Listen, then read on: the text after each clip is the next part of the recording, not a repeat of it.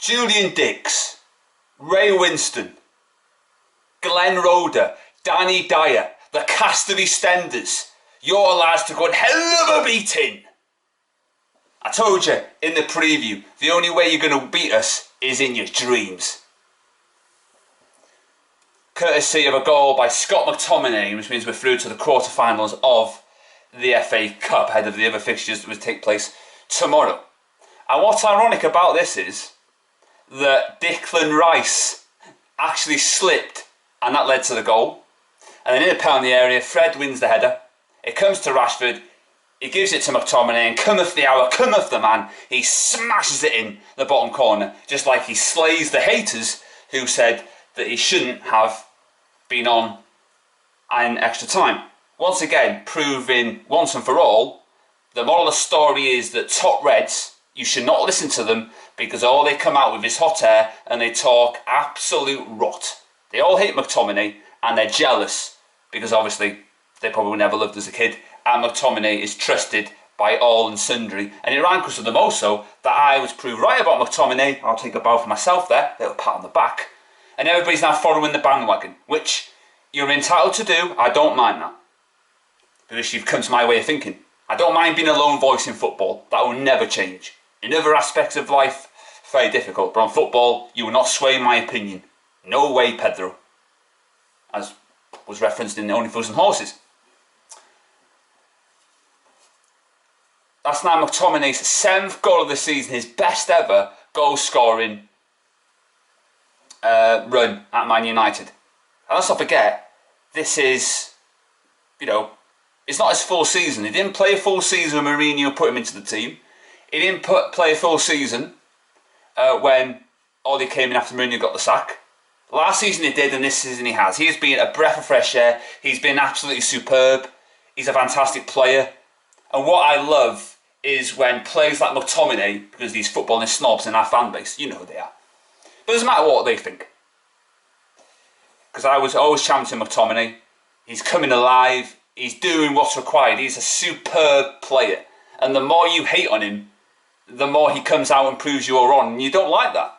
And you don't like, because I have made sure, and now, what can't speak, can't lie, the evidence is that McTominay's been outstanding. He is for me, the best player we've had this season. Forget about your Brunos, forget about your Porkies, McTominay is the man. And that's why Van der Schijt or Van der Sulk will never play competitive games in a row for Man United Football Club, because McTominay's the GOAT and Van der Beek is a nobody. If you wanted to leave Man United, you should have left in the window, shouldn't you? Just gone. That's your own fault. But I'm happy for McTominay. I'm pleased for him. Because he had a lot of hate, which I think is disgusting, to be honest.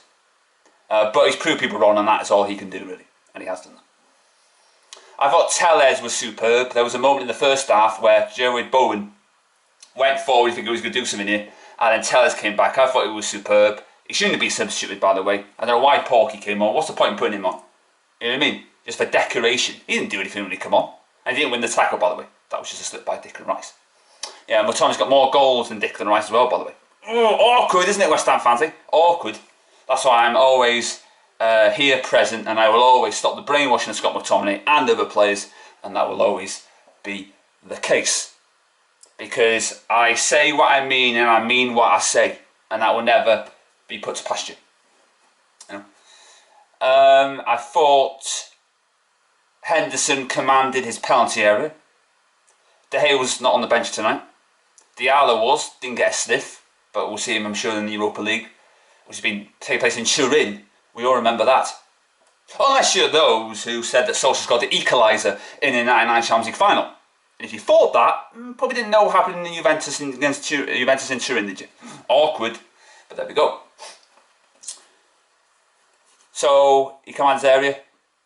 Else played well. Lindelof was outstanding. He should have scored. Off the post, I thought he was brilliant, and they gave Maguire man of the match. The squid, Pascal Siegel with hair.